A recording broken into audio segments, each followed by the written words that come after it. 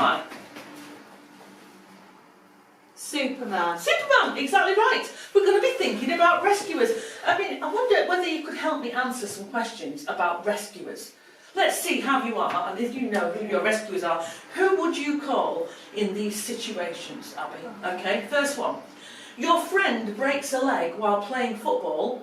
Who are you going to call? Ooh, the ambulance. The ambulance, exactly right. Oh, yes. The ambulance. Okay, next one, Abby, well done. You see a fire. Who are you going to call? Oh, that's an easy one, Mary. The fire brigade. The fire brigade, exactly right. Fantastic. Okay, third one. You come home to find your car has been stolen. Who are you going to call? The police, Mary. The police, absolutely right. Okay, and the next one. You find an injured animal. You're on your way to the shops, and you find an injured animal. Who are you going to call? Oh, injured animal. Who are you going to call? Injured animal, cat, dog, hedgehog. Oh, the RSPCA, absolutely great. Oh, I'm giving you too many there. There's one, RSPCA. Okay, next one. You're out on the hills, it gets a bit misty, and you get lost. Who are you going to call?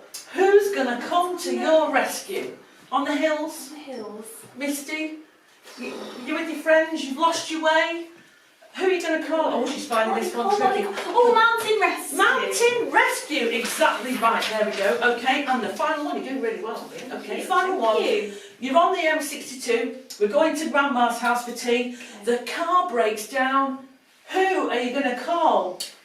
Oh, well, I think I'd call the AA. The AA or the RAC or other people who rescue. Absolutely right. You certainly know your rescuers, Abby. Thanks for doing that. Well done, brilliant. That was great. Thank you.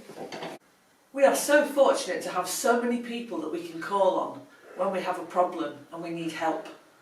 We're especially thankful at the moment for our brilliant NHS who are caring for us so bravely at this time. But you know, there's somebody else that we can call on when we have a problem.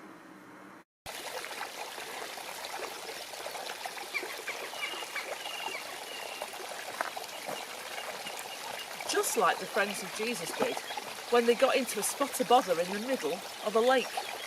Jesus has had a really busy day talking to crowds and crowds of people, and now it was evening and they were ready for a rest. So they hopped into a boat and they were going to sail across to the other side of the lake. Jesus was exhausted, so he lay down at the back of the boat and fell fast asleep, while the disciples rowed the boat across the lake. Now the lake was much bigger than this one. It was about 14 miles long and 8 miles across. And it was a lovely calm evening, a bit like this. But things changed in the middle of the lake, because all of a sudden a huge storm blew up and the calm water became rough with waves going over the side of the boat and water coming in, and the boat started to sink. Now the disciples were really experienced fishermen and expert sailors, so they tried everything they knew, but nothing was working, and so they started to panic. Help! Help! Jesus!